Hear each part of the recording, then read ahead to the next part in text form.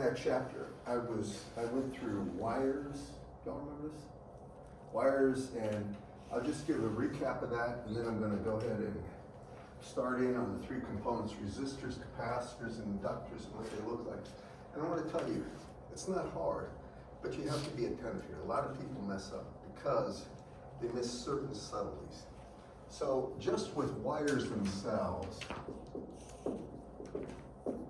we normally talk about wires with a circular cross-section. You can have odd shapes. You can have a square wire or a very long rectangle that's conducting. But in general, when you have a wire, you're going to have a wire with a certain radius A, and you can say it has a length L, which doesn't really matter in terms of the per unit length parameters. And I'll just call it small l, and a conductivity sigma. Now, if you're in DC or at a very low frequency, the resistance of this wire is just proportional to the length, inversely proportional to the cross-sectional area and the conductivity. So it's pi a squared, and that would be ohms. Most of the time they do resistance per meter, and that should make sense to you because you can have any length wire you want. Does that, everybody remember this from before and also from your EMAG 1 course, right? You had it in physics. It's very, very important you understand the basics. Proportional length, inversely proportional to cross-sectional area, and inversely proportional to conductivity. Now, if you have R, and I call it AC or high frequency, here you have something called a skin depth. And the skin depth, of course, is 1 over the square root of pi f mu sigma. And for this one, this is true when the skin depth is less than the radius A. And here, I think everybody understands this, the current hugs the surface, basically. It hugs the surface, right? And this distance is going to be equal to a skin depth. So if you look at this, the actual high frequency resistance, it's still proportional to L, still inversely proportional to sigma, but now the cross-sectional area would actually be the cross-sectional area of the entire wire minus the cross-sectional area of that inner core. And if you think about this, this radius here is really going to be A minus the skin depth. Can everybody see that and understand the idea? So all the current flows here. And you can assume it's the density is uniform. We can actually prove that if you even have a non-uniform and exponentially varying current density, if you do the integration, it comes out to the exact same value. So this is going to be pi, and then it's going to be A squared minus A minus sigma squared. That would be per in ohms. Does everybody follow me on this? I take pi A squared is going to be the area of the outer circle minus pi times A minus the skin depth would be the radius of the inner part squared.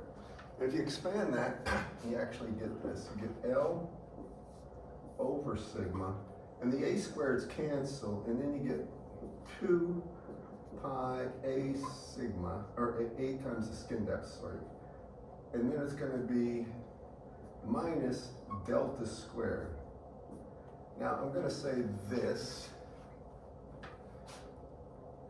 term here, almost always, the skin depth right there squared is going to be much, much less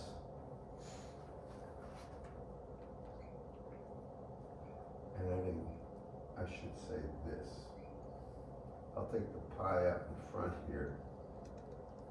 It's going to be much, much less than 2A times the skin depth.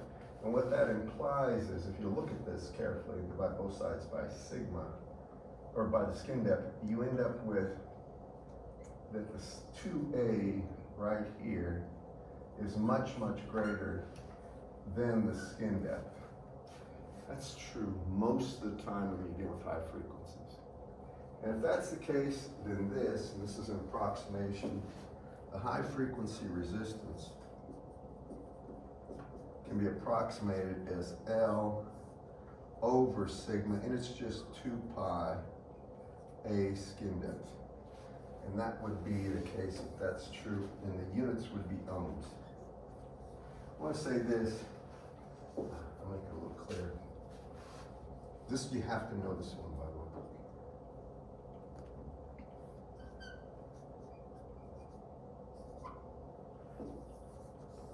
You have to know that one and that one by heart. You'll use these all the time. Now, we did this all before, so I'm kind of flying through. The next thing we talked about is the internal inductance. Does everybody remember that? Remember it? Kind of? Signal on the bottom? Pardon? Is there a signal on the bottom? Yes. I just made sure. There's not in that one. For some reason I overlooked it, but that should be it. And good signal.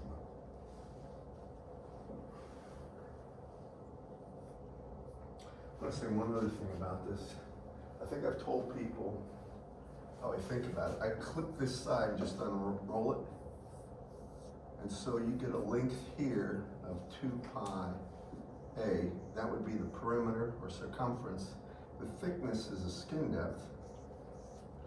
Therefore, this area is just 2 pi A times the skin depth. Multiply by that conductivity. That's the area of the current. Or if I really, that would be the area. If you multiply that by sigma, you get everything in the denominator, and its length divided by that would be equal to the resistance, the AC resistance, or high frequency resistance. And I think I've done that before. Y'all remember, class? The next part is going to be the inductance, internal inductance, and it's critically think about this. Internal inductance has to do with just the magnetic energy inside the wire, not outside. Most of the energy, for most of these problems, are outside the wire. But when you have a wires themselves, this one, make sure you write this down. This is going to be the internal inductance.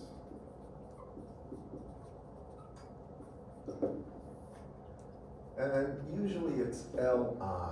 It means the internal inductance.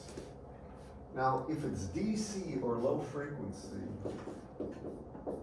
I want to ask people this. How many remember that the interesting thing about the internal inductance at DC, where the current density is uniformly distributed, how many remember that it's not a function of the radius of the wire? Does anybody? No. That's a very peculiar aspect of this. So the DC internal inductance is just equal to mu over 8 pi. That would be per meter, but it would be times the length of the wire, and that would be in henries. It is not a function of radius. Back in EMAG 1, I think he proved that. And the way do you remember how you find the internal inductance of a wire? It's a classic problem, but what you end up doing is you start by assuming, and I'm going to just sketch this. You don't have to write this down, but this is just for your own benefit right here. So if you have a wire like this, and we're talking about a per unit meter wire, so 1 meter long, and you wanted the inductance, what they usually do, the easiest way to do that is this. You're going to put a current I naught in there, okay? And you can assume that this thing has a radius A, and that means the area is pi A squared. Does everybody follow me on this? Got that much current going into a wire of radius A, that's the area. Therefore, the current density J is going to be equal to I naught over pi A squared. Call it in the AZ direction. With me, class? Once you do that, now you need the H field, or magnetic field, P field, right? So what do? Normally, remember the integral of H dot dl around a closed loop is equal to the current enclosed, or the integral of J dot ds. Do you remember that? Okay, this gets interesting. So H dot dl is going to be 2 pi, say rho is going to be the radial distance, times h v. And that's equal to the current enclosed. So if you got a radius A, and you come out in distance rho, you don't have to write this down. That's the amount of current through there. Can you all see that? It's really proportional to the inner area over the total area times the actual current. That would be the amount of current that flows through that area if it's uniformly distributed. Somebody sees that? See? So this becomes, it's kind of interesting, so it's going to be I naught. You could just take this, I naught over pi a squared, and then you have to integrate it over this area, and that area is simply going to be equal to pi rho squared, or it's equal to I naught, running out of room here, rho over a squared is equal to, I'm going to finish this quickly. So it's equal to 2 pi rho h phi is equal to I naught, and this is rho squared over a squared, and then you can find h phi, and that's going to be 1 over 2 pi. Here it's going to be rho over a squared. That would be inside the wire. Do you remember how to get the energy density in terms of the H field? I'm asking a lot here, I know. How many do? Do you remember what energy density is? What is it for an electric field? Anybody? You're electrical engineers. This is kind of important. So the energy density for electric field is 1/2 times epsilon times magnitude of the E field squared. And that would be in terms of really energy density is joules per meter cubed. Do you remember that part of this? How many do? I'm very curious. If you don't, just be honest with me. That's the energy. These are things that physicists would probably balk right now, but I mean, they couldn't believe it. You can be an electrical engineer without knowing this. But honestly, it becomes critical that you do at least have an appreciation for this. Now, what's the magnetic energy density? It's 1/2 mu times magnitude of h squared. Anything? Is that ringing true for any of you? No, really. Who'd you have for your mag one? Is that, he didn't? You don't remember talking? This is critical. This is how you get the total energy inside a wire, which is equal to 1/2 Li squared, if you remember. Do you remember energy in an inductor is 1/2 Li squared? From Irwin and probably from EMAG. Irwin's big on certain things, but I don't know if he's that big about energy. It's mainly power and like inductive reactance. So anyway, that's the magnetic energy. Anyway, I'm just going to cut to the chase. We have H, right?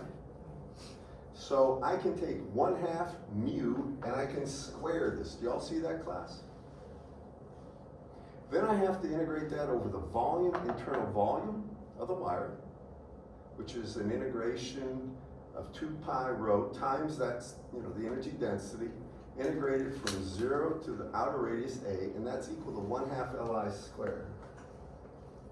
And once all is said and done, you can find the internal inductance based on that equal to this. And it's neat because it is not a function of dimensions at all except length. Now, everything else, capacitance, do you remember for a parallel plate capacitor, what the capacitance was? It's equal to what? Epsilon always, right? Then area of a plate, either one, divided by the distance of separation. Do you all remember that? That's dimensional, right? This is 0 dimensions. It doesn't matter what the radius of the wire is at all. And that's interesting. But this is only internal inductance. Usually mu is just mu naught. Okay, now if you get high frequency stuff, or if you get a skin depth that's less than the radius of the wire, A is the radius of the wire. Please write this down, we're going to be tested on this. If it's less than the radius of the wire, then, and I'll call it L high frequency, that's equal to, really, and I call it the DC resistance, or DC inductance, times 2 skin depth over radius A. So it would be the DC inductance divided by that. Let me see if I can give you a page number. This is important, because there's a couple of points I'm gonna make about internal inductance. Let me find out where this is. I don't want to criticize you about not knowing that. It's really the fault of whoever taught you didn't emphasize the importance of that. And maybe Daniel had other ideas about what's important. Daniel Geiger, right? Is that who everybody had? Who did you have? Bashir's here. You had it down. He usually does this pretty hard. Yes? Oh, I had Snyder.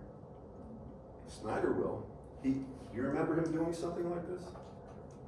We covered it, but we never used it. You never did internal inductance calculus? I bet you did. You don't remember. We may have done a problem, but it was never on like a quiz or test or anything. Clint Schneider, you see, and Hunter Birch both ran through the undergrad. Sorry, Hunter Birch came through here. I never taught him, but I remember both of them were immersed in this stuff with Riggs and Shumpert and all the other professors we had. They know this stuff. I mean, I should say, Hunter does. I'm sure Clint Schneider does too. He went to Florida for graduate school, and both of them are very good in terms of the fundamentals from everything I've heard. Anyway, let me give you where this is.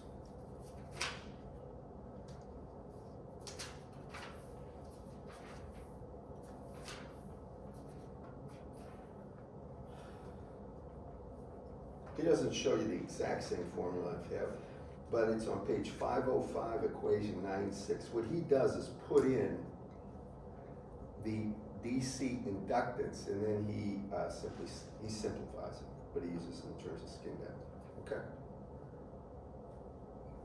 Something else to be said here. He has this formula for approximation, and it's called the external inductance of the wire, but it's called a partial inductance formula. But let me explain this in terms of what you need to know in the real world,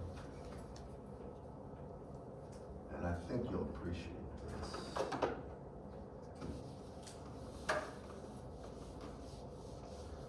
So when you think of inductance, one thing you always think about is magnetic. You should think about magnetic energy and how much magnetic energy is created by the current passing through that wire.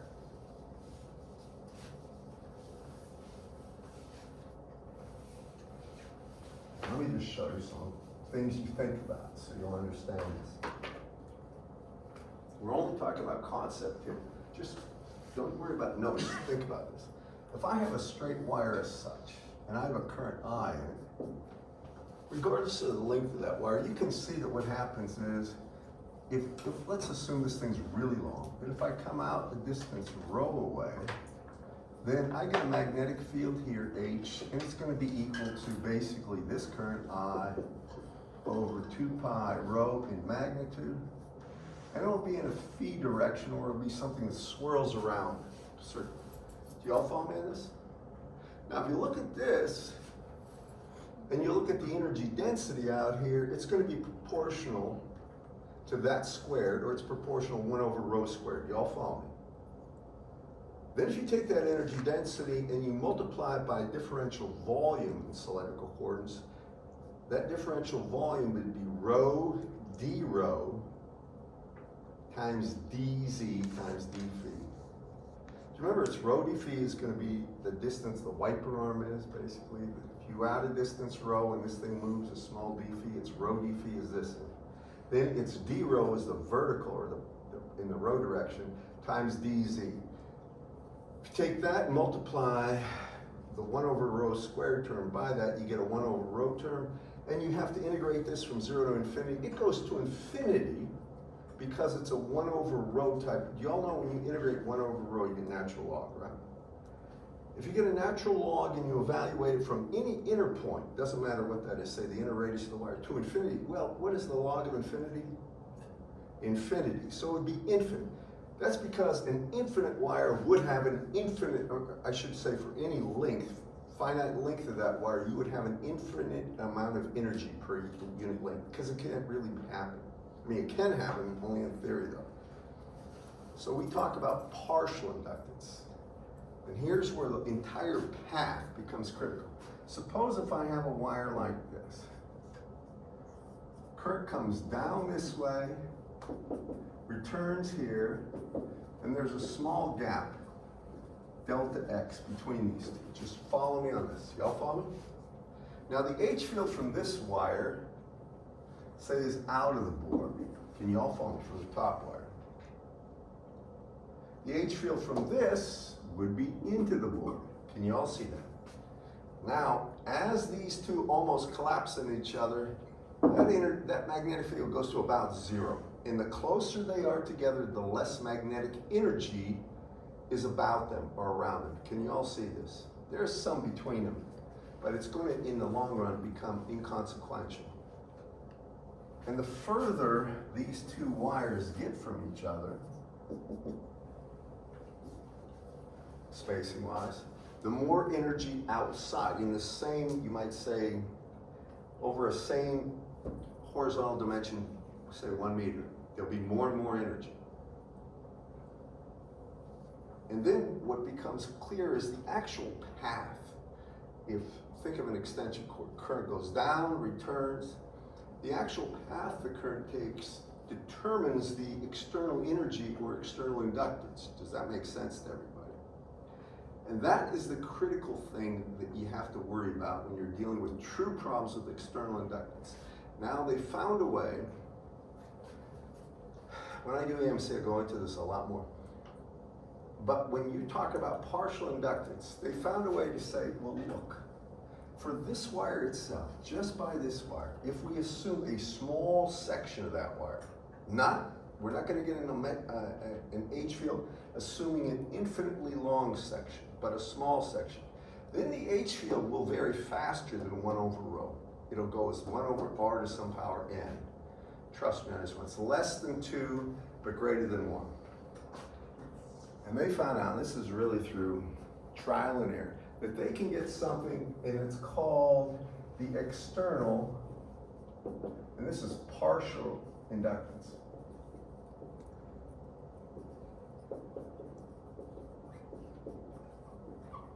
Anybody interested in this, see me afterwards. I'll be happy to go through this with you.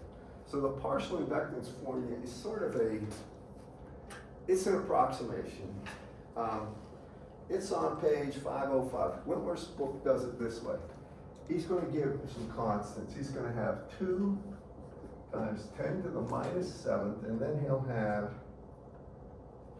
L, where L is going to be the length of the wire, and then he'll have the natural log, which gets a little crazy, of 2L, 2 times the length of the wire over A, minus 1. He likes doing it this way, and the units of this are going to be,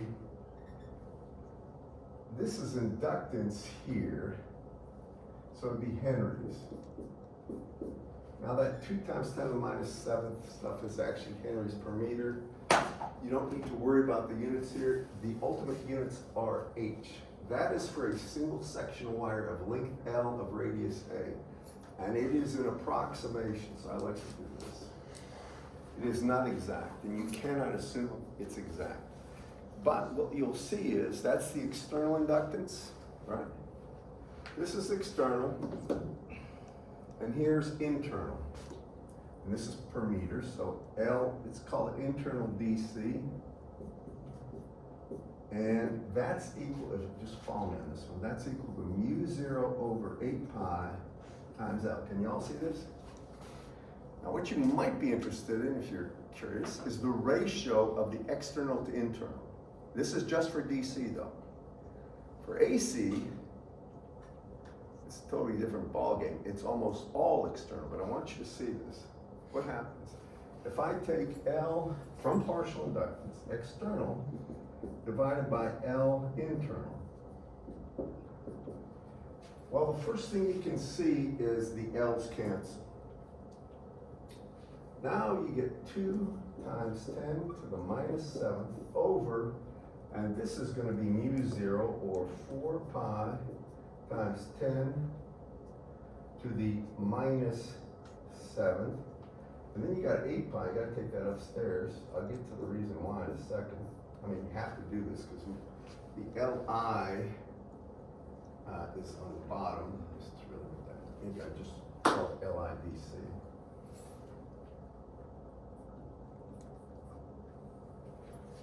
Then you have these terms, natural log of 2L over A minus 1. And after all is said and done, you're going to see some things here. 10 to the minus 7th cancels. I have 2. See, the 8 pi, 4 pi is 2. So I really have 4. And then I get natural log of 2L over A minus 1. That's the ratio of external to internal. Can y'all follow me, class? And this is DC. Now, if you look at this right here, we'll just do a typical thing, as far as I'm concerned. If you have, L is typically much, much greater than A. Does everybody give me? I'm gonna just get an approximation of this. So I'm gonna say L is equal to 100A. And I'm not talking about anything crazy. That's extremely reasonable. This is a typical wire. So here's the amount of external compared to internal inductance. What happens here? Now I have 4, and I may need your help. That's a natural log of 200, right? 2 times 100, A divided by is 200 minus 1. This ratio can never be negative, by the way. What do you get for that? Well, if it was the natural log of 100, think log of 100, you just base 10 would be 2, right? Natural log is going to be that times that 2 point, whatever it is, constant. Well, what do you get for this? In total, 17.19. This is a you can see how most of the inductance in a wire, if it's any reasonable length of wire, is external. And that's important. The internal inductance on most wires at DC is insignificant. And it becomes even more insignificant in high frequencies. And I think I erased that, but the internal inductance at high frequencies is just LIDC, whatever it is up here, and it's going to be that times 2 times the skin depth over A. And you're going to find that that's insignificant, very small. Y'all with me, class, on this one? And there's a lot more to this, but he has this in his book. But I'm trying to really underscore the fact that internal inductance is not that big of a deal most of the time, unless the wires are like real close together, super close. Most of the time, if you have wires and you have, like on these printed circuit boards, you're gonna have a positive line going around and a negative line, or for clocks, for instance. You're gonna see that the external inductance is the thing that really dictates behavior. All right, that's inductance. Remember, high frequency or AC inductance and DC inductance per meter, and then AC resistance, DC resistance. There's 4 things. With me, class? Okay, next, after that, we go to how resistors, capacitors, and inductors look at high frequencies. And all these elements will look like they're supposed to at very low frequencies, but they will look anything but the way they should at high frequencies. And that's where problems come in when you're actually dealing with devices that have digital signals about them, because digital signals don't have a constant frequency. They're either on or they're off, and it's a square wave, and they're made up of a huge number of actual harmonics with different weights or different magnitudes. And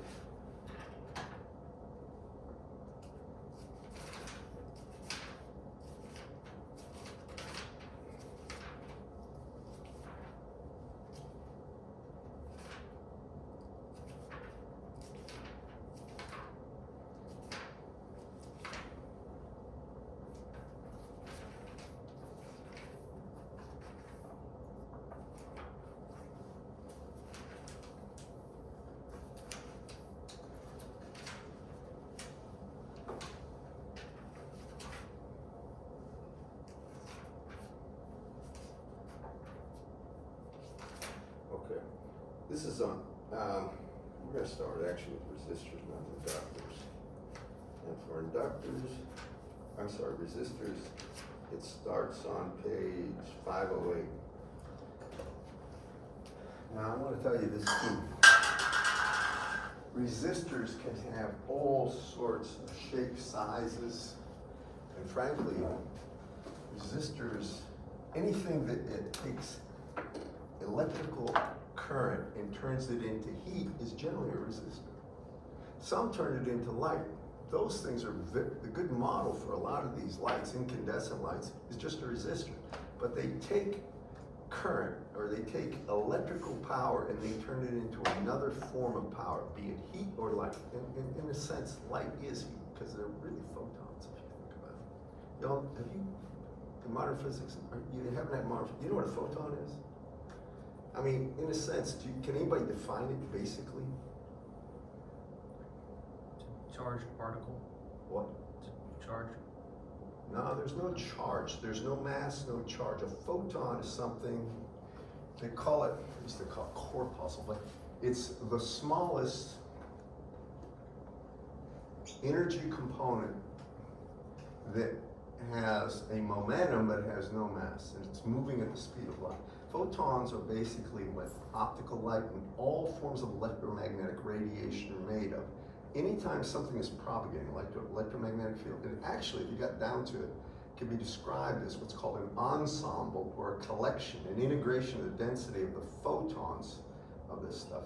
Have you had modern physics on this stuff? Have you had quantum electricity? Okay. It gets deep here, but photons are particles. Like gravity itself is made of, quote, gravitons. At least that's how they're describing it. Now, photons are very interesting in the fact that a single photon can exist, but half of it can't. So it's the smallest particle at a given frequency. These are things that you think of are quantum. Either they exist or don't exist at the smallest level of energy. And they have something called polarization. I'm not going to get into all this. They have a wavelength associated with them. And most of this is well beyond anything we can talk about with any depth at all here at this level. It's a graduate course for sure. And in physics it would be better, it's more founded in physics to do this. But here's the deal. Photons themselves are what any kind of radiation or electromagnetic fields are made of. If they're propagating, they're called real photons. They have real momentum. If they're non-propagating, for instance, like a bar magnet has a magnetic field around it, but nothing's happening in time, you all with me on this? That magnetic field has virtual photons that exist. They have no real momentum. It's an imaginary momentum, and this is well beyond anything. But at least you should have an appreciation of the fundamental descriptions of these things. Because you know, for an atom, you keep going down and breaking things apart, you see what? Protons, neutrons, and electrons, right? You break those up, you get subatomic particles, quarks, charms, all this other crap. And you keep on going down the line. Finally, you get to the essence of something that can't be broken up. And those are the fundamental things everything's made of. Basically, you can't decompose them any further, at least that we know of. And it's the same way with light. It comes down, or electromagnetic stuff, it comes down to the smallest things we can decompose and talk about realistically are photons. Just remember that in case you run into a bunch of physicists at your job, because physicists live in that world. Okay, now we're going to talk about, remember that whole discussion started when I had a resistor and I said it changes electrical current and energy / power in that form into radiation or photons, right? That's a very interesting thing because somehow it transforms them because of heat, and it's interesting. So here's a resistor. This is what a resistor looks like. So a resistor looks like in general. And there's a plus and minus potential across it, and there's a current I through it. Now that's the model for a resistor for almost everything that we know of that's simple. An incandescent light can be modeled as that. It's really a transducer. It takes electrical current slash voltage, power, and turns it into either heat or electromagnetic radiation, optical radiation, something like that. But it's a transducer. But when you get higher and higher frequencies, that model changes. And by the way, you know resistors, the ones you first shown are these barrel resistors. They're like quarter watt, 8 watt, and they have bands on them, colored bars that represent the value. And you're taught how to read those, aren't you? And, I mean, it's a very basic code. It's been around, I don't know how long, probably since 1910, 1920. But it's just a way of identifying the value without printing on like numbers and ohm signs, stuff like this. Most resistors in the real world that you deal with when you're modeling have anything but that shape, unless they're building components for like a digital receiver and they're literally soldering in things.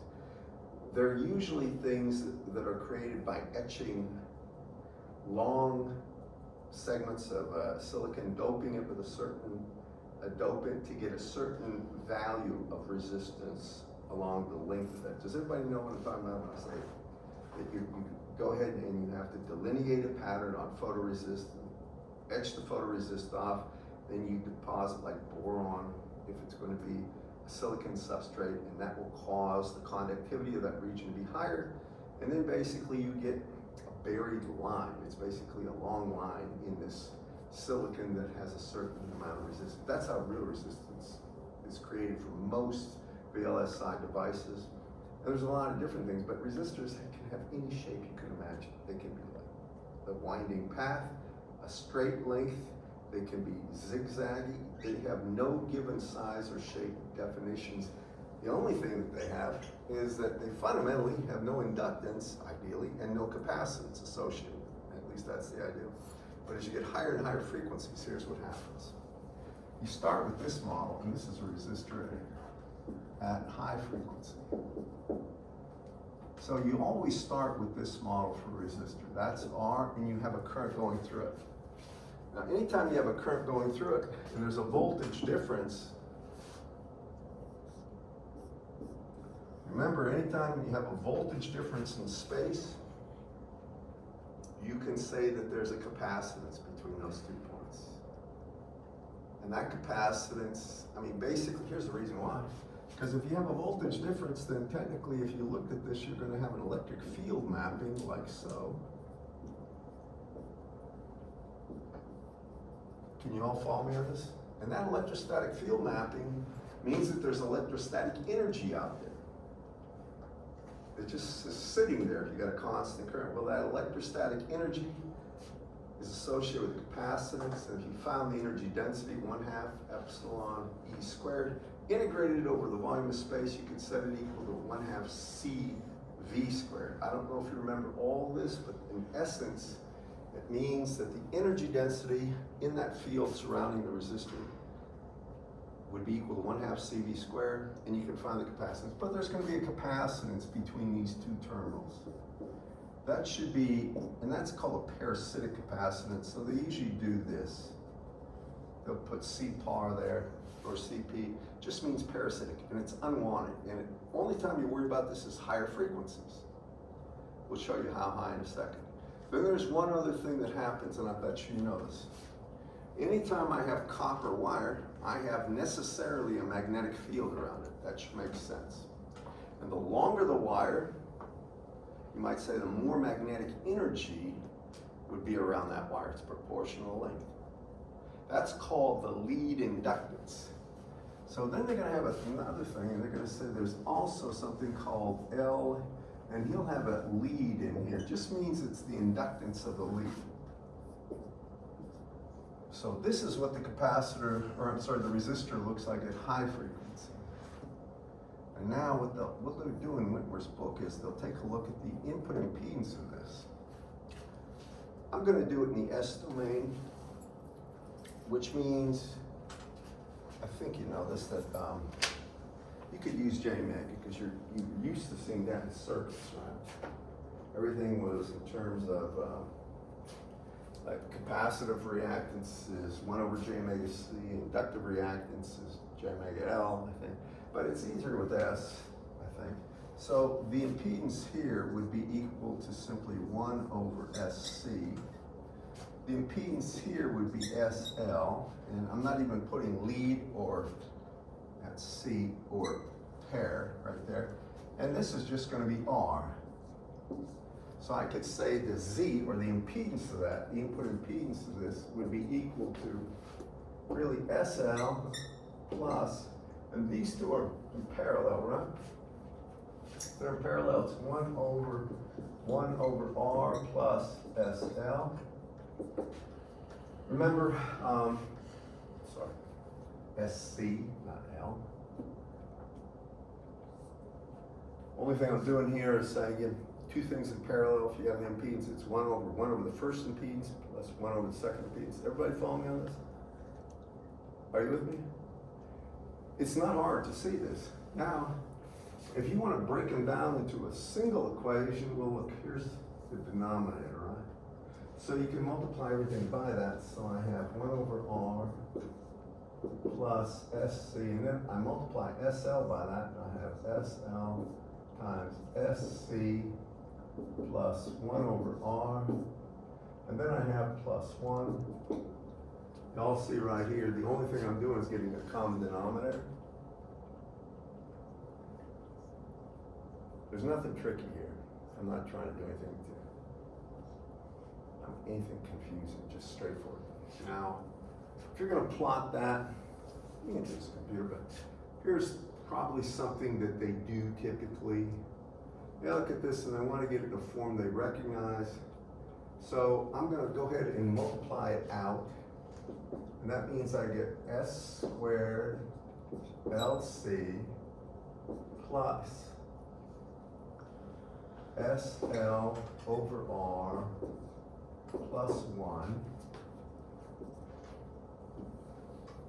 This is almost unnecessary. And it's divided by 1 over R plus SC. And now, at this point, there's a lot of different things you can do. Typically what they do, they're going to divide top and bottom. You don't have to write anything after this point. I'll show you the finished one. They'll divide top and bottom by LC. If they do that, you're going to get this.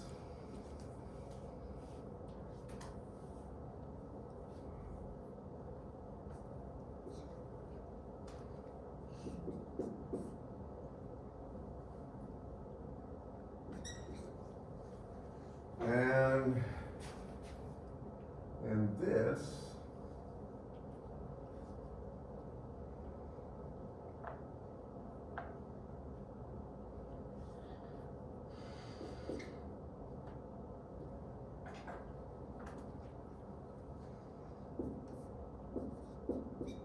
I don't know if he has this in the books this way.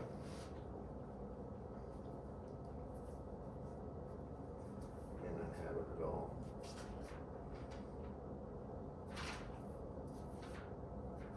Well, he just does it with a program, he plots it. Okay, now what I'm about to show you is going to be important, but when you do all this, you all recognize that that is really equal to something called a resonant frequency. It's 1 over the resonant frequency squared. Remember, the resonant frequency, and this is something you're going to see over and over again, is equal to 1 over 2 pi square root of LC. Do you all remember that? How many do? I'm just curious. Remember resonant or not? I should know. Do you remember resonant? What does resonant frequency mean? So you can have more of an appreciation. The natural frequency that it'll propagate. Oscillate. Oscillate. All right, now here's the real deal with this. Here's what it means in a nutshell. If you have an inductor and capacitors where resonance really has meaning, forget the resistor for now. If you have a resonant circuit, and normally the reactance of this is J omega L, and the reactance of this is 1 over J omega C, right? Y'all remember this? Now at resonance,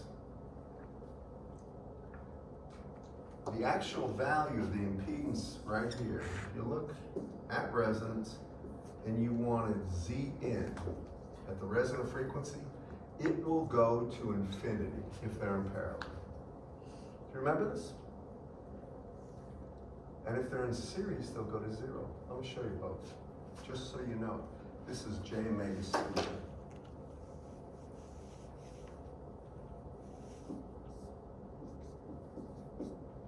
So, I want you to follow me on this. What is Z in for this one?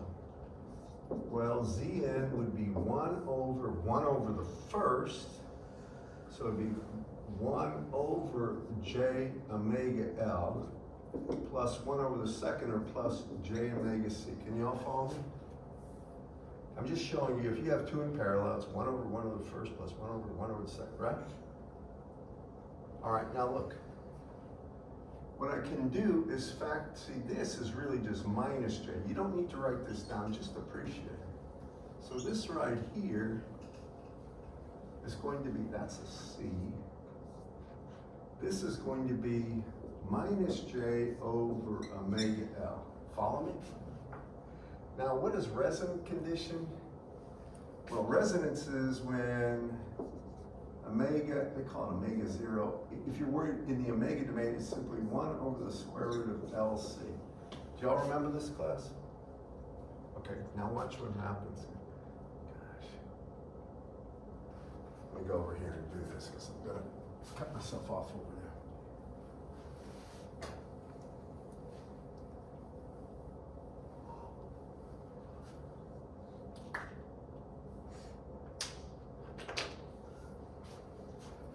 Zn at resonance, so omega naught is equal to 1 over the square root of LC.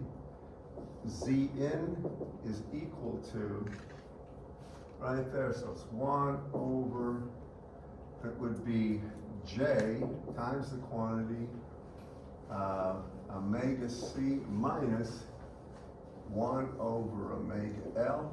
Now we put in the resonant value, that's 1 over J, and here we have omega, which is going to be equal to 1 over the square root of LC times C minus 1 over L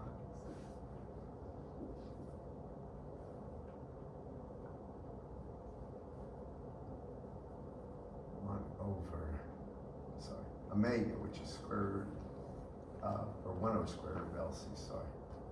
So I gotta take 1 over that.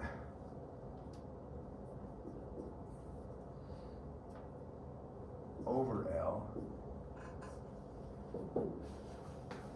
And if you look what happens here, I get 1 over 0. 1 over square root of C over L, square root of C over L. So basically, I get 1 over J, and it's going to be square root of C over L minus square root of C over L, or it goes to infinity. Now, I'm just making a point. That's what resonance means, and what it really means is the magnitude of the reactance of this is exactly the same as this, only with a negative J sense to it. That's the key on this one. So that's, like, when you think of resonance, think of something. If there's no resistance involved, it goes to infinity. Got a question for you. What happens if I put a resistor here? Now what is going to be the impedance at resonance? Well, that resonance, without that resistor, it's infinite, right? It's just R, the real impedance. It's just R. Follow me? These two cancel each other, it's just R. Can you all see that? Now, if you had them in series, by the way, at resonance, if you have two, just L and C, and this would be L, in series, this reactance, same magnitude as this reactance on the opposite side, it's 0 impedance for series. This is so important. Now, anytime you add a resistor to this stuff, if it's in series, the resistance, the impedance at resonance is just the resistance value. It's the same for both cases. But as you get off the actual resonant frequency, in this case, if you had a resistor here, the impedance goes up. It's lowest at the actual resonance for series connection. Here, as you go off the value of resistance, it's lowest there.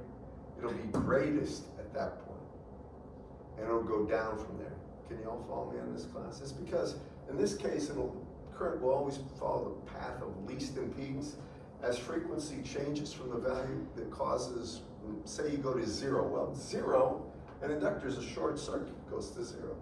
Go to infinity, and infinity, the capacitive reactance goes to simply what, a dead short, right? So at the extremes, it's short here, peak value at resonance. In this case, it's going to be a minimum at resonance, and then,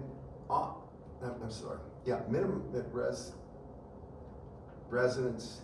Did I say that? It goes to 0 off resonance here. Here it's going to go to a peak values off resonance. So that's the difference. All right, back to this thing, and here's the takeaway. You ready? When we talk about the impedance, high frequency and impedance of a circuit like this, and I'm going to make sure I understand this and make sure it's clear. I'm going to erase this. This is a takeaway. We're going to do this in Bode plots. So just bear with me, and I'm going to show you what I mean.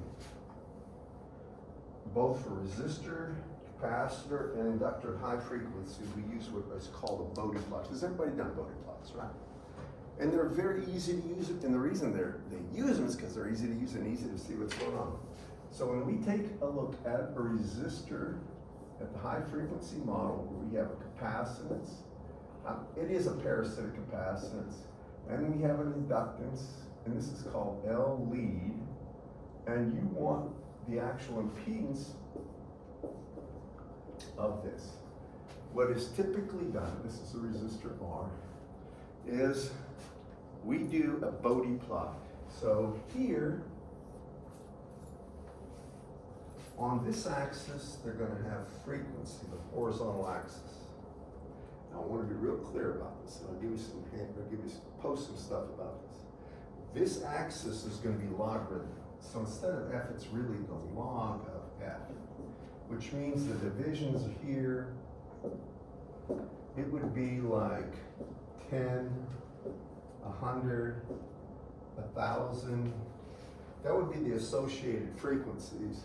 But this would be the log of 10 is 1, the log of 100, 2, log of really 1,000 would be 3. Y'all follow me? So it's going to be proportional, the spacing is proportional to the log of f on the horizontal axis. It's a logarithmic plot that way. And the vertical axis would be logarithmic too. But what they actually plot here is going to be 20 times the log of the magnitude of Zn. Now please put that down. A lot of times they don't give the value in terms of the log of Zn. They'll just put 500 ohms. But what they're going to do is show you the shape. Go with me on this one, all right? So if you have a resistor at low frequencies, I told you it's always going to look like a resistor, right? Here's the low frequencies. This is versus F. It'll always look like a resistor. And this value right here, technically, will just be 20 times the log of R. That's it.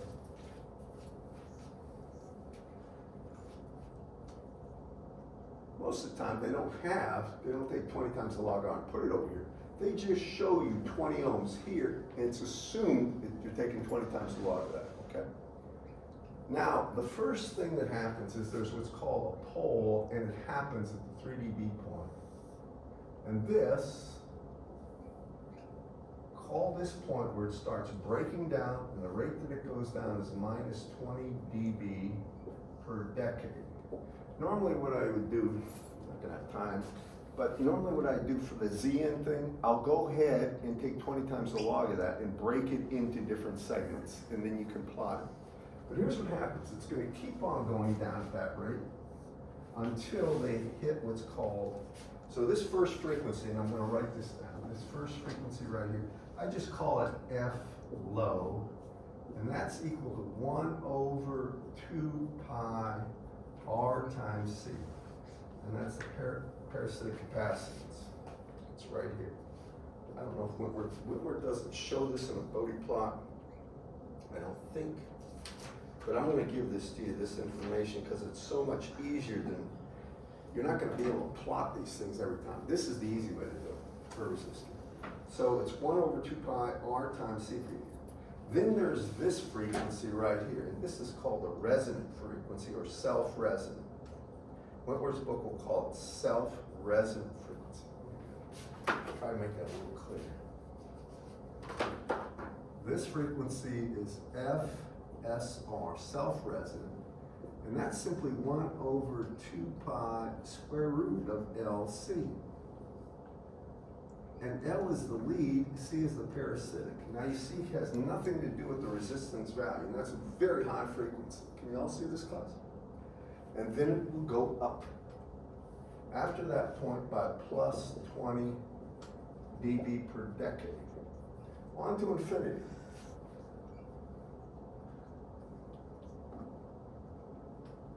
You look at this right here, you can't really tell how that resonant frequency will be a local minimum just looking at that, but if you do the math on it, it works out. Remember, resonance, capacitive and inductive reactance are the same, or the reactants are same magnitude, opposite signs. Just remember that. It does work out to that, and this is critical. So that's what it looks like for a resistor. I'll do more problems about this later. The next thing I'm going to show you is what does it look like for a capacitor. Remember, at low frequency, they always look the same, always. I mean, a capacitor looks like a capacitor at low frequencies. An inductor like an inductor, and a resistor like a resistor. So what is low frequency? Anybody can take a look at that. Pull up. What would you call low frequency for a resistor?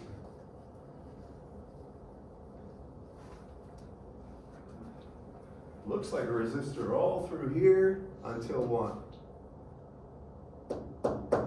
You all see that? This frequency, when you exceed this frequency, now the resistor doesn't look like a resistor anymore. That's the first, I call it the low frequency cutoff. In Whitworth's book, he probably have different words for it, but it is essentially the point where you get what's called a 3 dB cut there. That's where the actual value of the magnitude of that goes down by square root of 3, 1 over square root of 2 in magnitude. You all know what 3 dB is, right? You've done pole zero plots. Okay. It's down 3 dB. Okay, so that's low frequency and that's self-resonance. These are usually separated by a lot. And the good question is, how do you know that this is lower than this? Well, by looking at that, you don't know, but when you assign realistic values to this, it always shows up that way, because inductance and capacitance for a, with very few exceptions for a resistor, always dictate this form of a plot. Now the next thing is a capacitor. I bet you can see it happen. Now we're going to take a look at a high frequency model for a capacitor.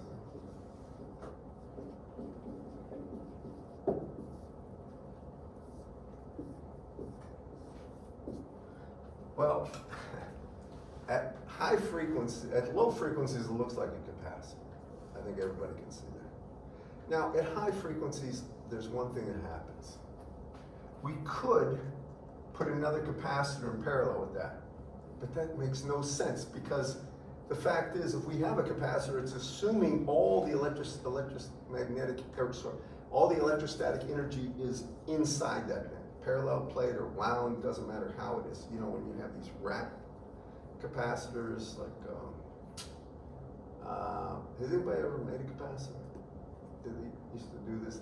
What they do is take aluminum foil, put it down, then they take wax paper, put it on top of it, then they take another sheet of aluminum foil on top of that, and they just wrap it. I'm pretty What sure you- that's how the capacitors we used in Radiolab were made. Because they're just the, like, some Barrel? Yeah, barrel. It could be an electrolytic substance between there that is different. It's like a goo, and that is polarization related, but that's different. I just want to tell you, you can make these things. We made them, and you can make them out of anything. But aluminum foil and wax paper is pretty thin, and it's an insulator. You can do that. You can roll them up. You got to make sure that the two edges never contact each other. You roll them up, and the only thing you do, you contact one side and the other side electrically, and they have to be isolated. And you can charge that thing up. You can charge it up, and you can discharge it. You'll see an arc. It's kind of cool. You can actually figure out what the capacitance is. You can estimate by epsilon relative epsilon naught, right, over D. And you'd be surprised how much capacitance you can get, but the breakdown strength is about nothing. If you get a DC power supply and keep on cranking, you'll see an arc over. Basically, it's short. Anyway, now, really and truly, there is the possibility of a resistance directly between these plates. And that is only true for electrolytic capacitors. How many know what electrolytic capacitor, or heard the term? Do you know what they are, really? An electrolytic capacitor has a goo, but it has an extremely high epsilon relative value. I say a high epsilon relative, and it has a very large dielectric breakdown strength. So if I look at the air in this room, how much voltage per meter, how many volts would I need across the meter of air here before it would just arc over? Anybody? You've told us before. Anybody know? I think I told you, did I? You have, I just can't remember. Anybody? It ain't 10 volts. It isn't even 1,000 volts or 500,000 volts. It's 3 million volts per meter, and that's at the Earth's surface to arc over. Sounds like a lot, but it's nothing compared to what some of these materials can withstand. They can withstand 300 million volts per meter and more, 100 times as much. Now, the more voltage you can, or more standoff voltage before you break down, the more energy you can get into a smaller volume. Their epsilon is also higher, and that means they can store a lot of energy too. Now, if you really want to store a lot of energy, you want a huge breakdown strength, they have electrolytic capacitors. Now, here's the problem. When you just think of a parallel plate capacitor, here they have a goo in here. And these are used only for DC type of effects. Like, you know, when you have a full wave, if you have a standard full wave rectifier, you basically take a sine wave and turn it into a couple of lumps that are strictly positive, right? Then you put that across into a series inductor, typically in parallel with a capacitor, another series that's called a T filter, or you put a capacitor, a series inductor, and another capacitor, so you get rid of the ripple, the big thing. Do you all remember doing something like this in Erwin's class and others? It's just called a pi or a T filter. And that's what they use these capacitors for. But they assume this voltage here is going to be large, and what it does is reorient what are called dipoles, these little things. It's really isolated islands of charge. They can't be ripped apart, that are polarized, where they get a plus and a minus center. And that's plus and this is minus. That means the minus center is here, plus here, and you get a whole bunch of little dipoles that are oriented that way in this goo. Can you all imagine this? Now, these things are lossy, so they have a leakage current. More current leaks through those things. They're not terrible, but there's a fair amount. However, if you ever try to do this, take that voltage. Remember, it's going to be a ripple voltage, so the polarity is always the same, so these things are always pointed that way. But if all of a sudden you try to make this a negative to positive voltage, then these things try to reorient, and they try to reorient fast. And if you do it a couple of times, this thing heats up like crazy, very fast, and it'll blow up. Does anybody ever see these things blow up, electrolytics? Kids used to do this all the time. They take an electrolytic capacitor and just stick it into a wall socket, and boom. Why? Because they're crazy. No, they like noise. And it's loud, some of them. What's also lethal over there, they have high energy capacitors over in a physics lab. We're building a railgun before we ever did this. One of the guys over there, I think it was Steve Best, was running that. I don't remember if it was him or another guy. he showed us the aftermath of a high energy density electrolytic capacitor that blew up because somebody sent current through it the wrong way. They didn't have adequate safety measures. And when that happens, that thing was like a grenade. Basically the front, you know, these things have a lot of metal and other things in there. And when they thermally heat very rapidly, it's an explosion, just like gunpowder. And it was a shrapnel grenade. Thank God no one was killed. I wasn't there. I mean, they showed me the aftermath. That's what not to do and why it's so important to make sure you can't send current through one of these in the wrong direction, because you can't kill yourself. This is a 250-pound capacitor.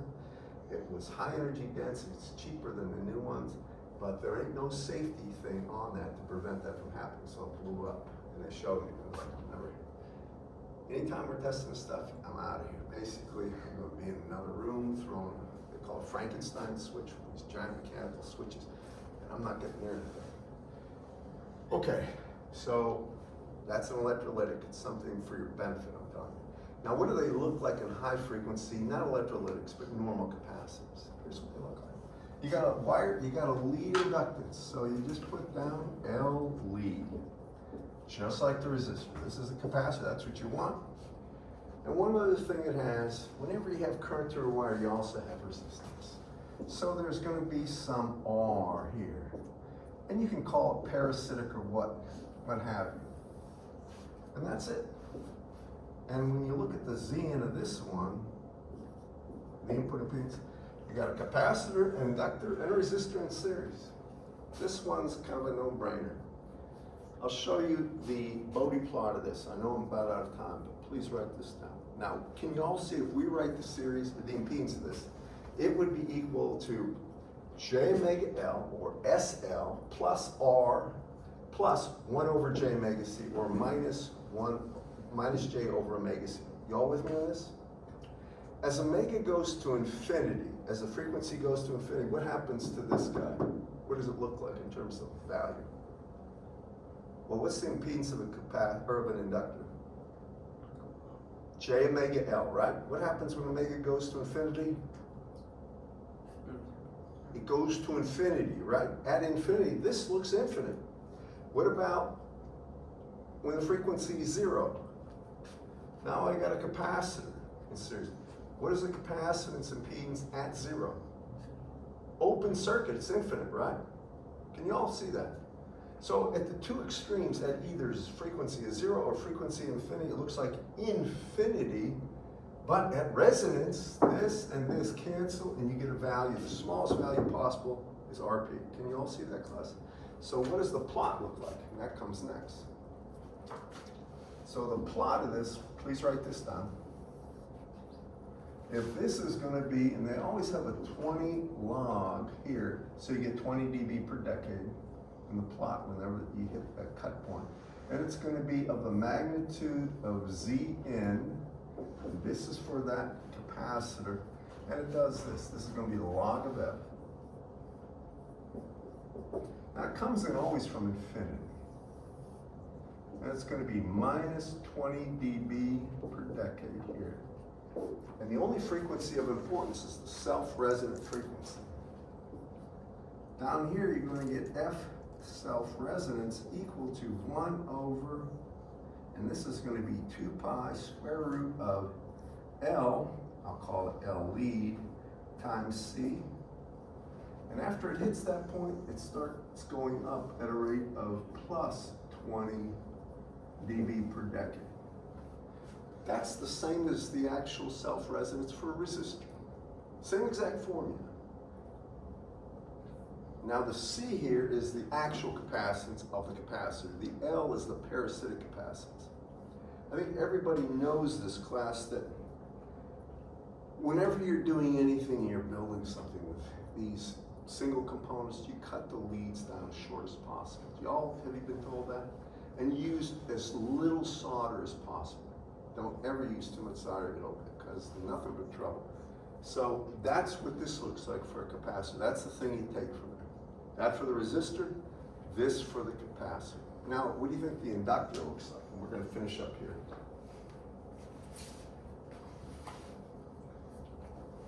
I should ask this question, I think I ask it about every class. Is it gonna rain this afternoon? Huh? It says, as of right now, when you take it as a grain of salt, it was supposed to rain yesterday. There's a 40% chance at 3, and that's according to Apple, which, so yeah, probably. By the way, did he talk to you? Okay, thank you. Gotta make sure I can take care of that too. This is about a calculator issue. And if anybody has any problems with calculations, now's the time to talk because 84 or 83 years? I'm not 84. You're 84? 36. Oh, but it's the same problem? I think so. We'll talk to him. Because there's a lot of problems with calculators that, for some reason, always crop up in my EMAG courses. Did you have your problem in EMAG? I always have that problem in here with calculators, and I frankly don't know the answer why. It's because this is really the first time you have to do complex roots, like in a calculator. That wasn't the problem. Oh, that one, that's why I always have the problem, is this is the first time I've had to do it, because everything else you can kind of map your way around, but this is the first time you actually have to plug and chug I something. think it just had to do with how you did the calculate. You had to enter things, calculate, or Parentheses. Yeah, those, yeah, that also she happens. can tell you all about it. She lost points. Those, when you do that, you don't forget. It hurts. Pain is something that makes you remember things very well. And I know that because that's how I learned. You know, it's the unfortunate way. Anyway, finally for inductors, I'll just say that. So an inductor, as all elements, it looks like an inductor at low frequencies should be completely obvious to you, right? Here's a weird thing with an inductor. You also have a lead resistance, but I have to make sure you see this. An inductor is made up with a lot of turns of wire. You all know that. That wire has a resistance, and it can be substantial at high frequencies. So unlike the other two elements where we had the effect of resistance just outside the element itself, what you do here is you've got to put the resistance here. It's unwanted, you can call it parasitic or what, but that is related to the amount of resistance in the windings, because you can have have you made inductors in this class or not? No? How many have seen the anechoic before? Did some of you guys saw the anechoic or not in this class? Who did? I thought I took you two. Who else? You and somebody else, was it? Who else was it? Didn't we have 4? No, just 3? Just 3 and me? Okay. Oh, you're right, you're right. If you didn't see the anechoic chamber and you want to, this is a place where we test antennas, and it basically creates free space. It emulates free space using a bunch of radar absorbing materials. See me afterwards if you have time. I know you have a class, but if you've got time to just walk up and then zoom out. I want to show you this.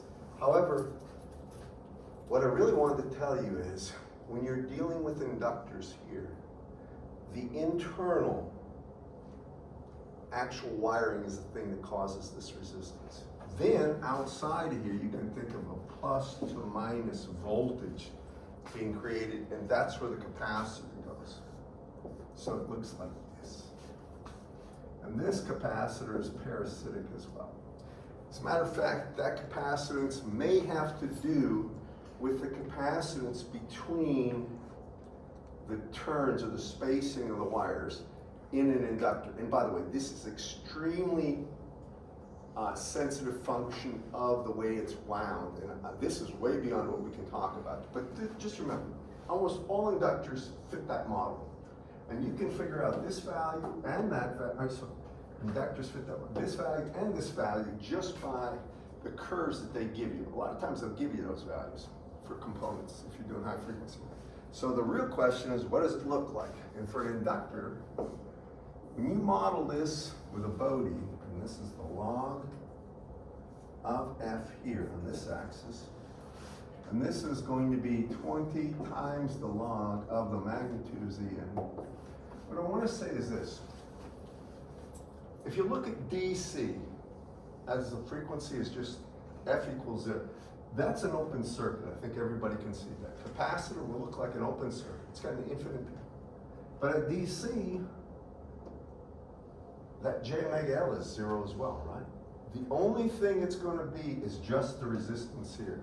So at DC, it's just going to look like a resistance. So it'll be 20 times the log, a proportional plot here, or whatever that is, the parasitic resistance. And it can be extremely small.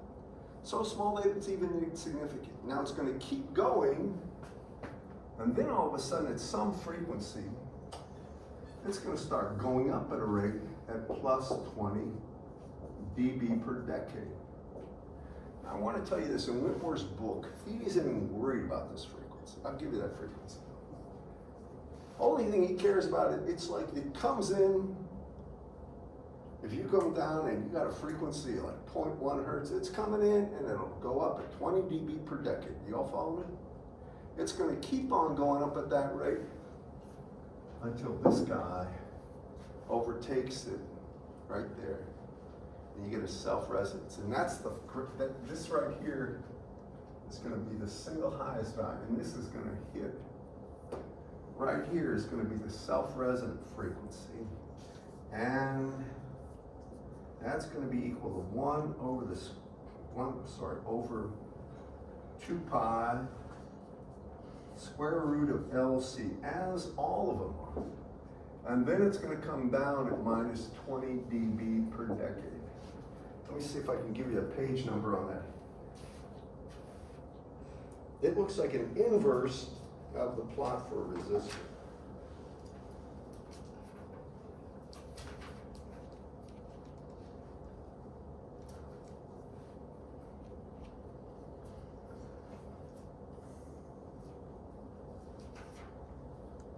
I think this is inductive.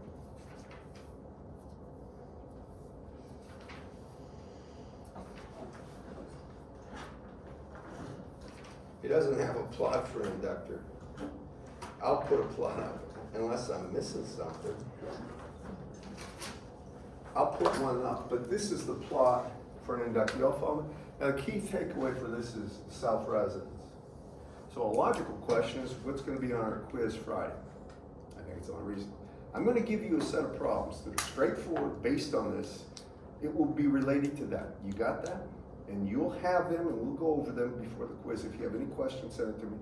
And they're in possibly the wired internal inductance, DC and high frequency, and the resistance at DC and high frequency. You all with me on this? So you gotta know skin depth. I won't provide that.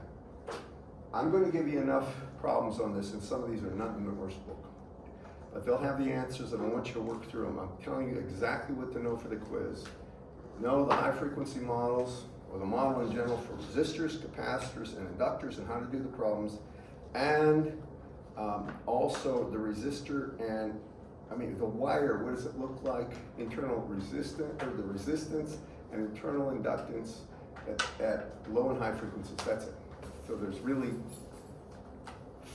5 things you have to know in different frequency regimes. I'll post that stuff up there. Done.